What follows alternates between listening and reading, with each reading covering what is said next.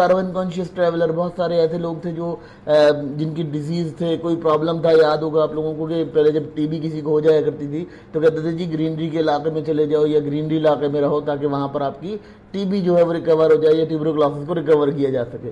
तो ये भी एक थिंग थी, एक उस वक्त बना हुआ था सिस्टम। तो ये भी एक तरह का कार्बन कॉन्शियस ट्रैवलर का सिस्टम था, यानी आप कोई स्मोकी इलाकों से दूर चले जाओ, डस्टी इलाकों से दूर चले जाओ। तो that is another form of dynamic shift in your tourism and travel industry. ठीक है, फिर अगर बात करते हैं फर्दर गवर्नमेंट की, गवर्नमेंट सस्टेनेबिलिटी रेगुलेशन आई। गवर्नमेंट ने बहुत सारी सस्टेनेबल रेगुलेशन निकाली, लोकल लोगों को इन्वॉल्व किया, लोकल लोगों के साथ पार्टिसिपेट किया, लोकल लोगों को बहुत सारी सब्सिडीज दी, बहुत सारी एरियाज प्रोवाइड किए, जिससे उन्होंने एक अच्छा modern era of tourism create किया।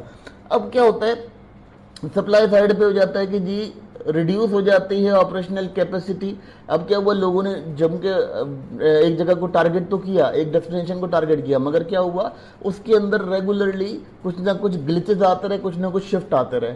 तो वहाँ क्या हुआ, वहाँ आपकी ऑपरेशनल कैपेसिटी कम हो गई। फिर उसके बाद आपकी जो इंक्रीज आपने की सैनिटाइजेशन के इशूज़ आ गए। अब जब सैनिटेशन के जब इशूज आएंगे तो उसकी कॉस्ट बन जाएगी, उसकी वजह से भी प्राइस डायनामिक हो जाएगी, मूव कर जाएगी। ठीक है, फिर उसके बाद क्या हुआ, लेबर शॉर्टेज हो गई। जब इतना आवाम एक तरफ आएगी तो ऑलमोस्ट वहाँ लेबर की भी शॉर्टेज होगी, जिसकी वजह से लेबर प्राइसेस भी हाई हो गई, वेजेस भी हाई हो गए। तो that is another issue for dynamic pricing. ठीक है, ये ओल्ड प्रोसेस है, यानी पोस्ट पैंडेमिक प्रोसेस है। फिर टेक्नोलॉजिकल डिपार्टमेंट्स आ गए, टेक्नोलॉजिकल डिपेंडेंस हो गए, लोग बहुत ज़्यादा डिपेंड करने लगे, टेक्नोलॉजिकल अवेयरनेस के ऊपर आ गए, यानी एआई वगैरह के थ्रू, आपका ये सोशल मीडिया के थ्रू अगर किसी को अपने डेस्टिनेशन दिखा दी, उसने बुक करा लिया, तो ऑलमोस्ट आपको यहाँ पर जो अवेलेबिलिटी है रिसोर्सेज की वो बनाने में बड़ा प्रॉब्लम हो गया, जिसकी वजह से आपकी डायनामिक प्राइसेस का शिफ्ट और सिस्टम देखा गया।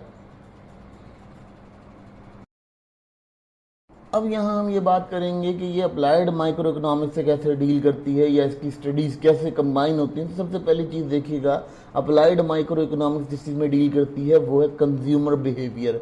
That is a consumer behaviour. Consumer behaviour क्या करता है, आपको क्लियर करता है कि आपका कंज्यूमर किस किस्म की प्रोडक्ट को यूटिलाइज कर रहा है और किस तरह से वो यूटिलाइज कर रहा है। ठीक है।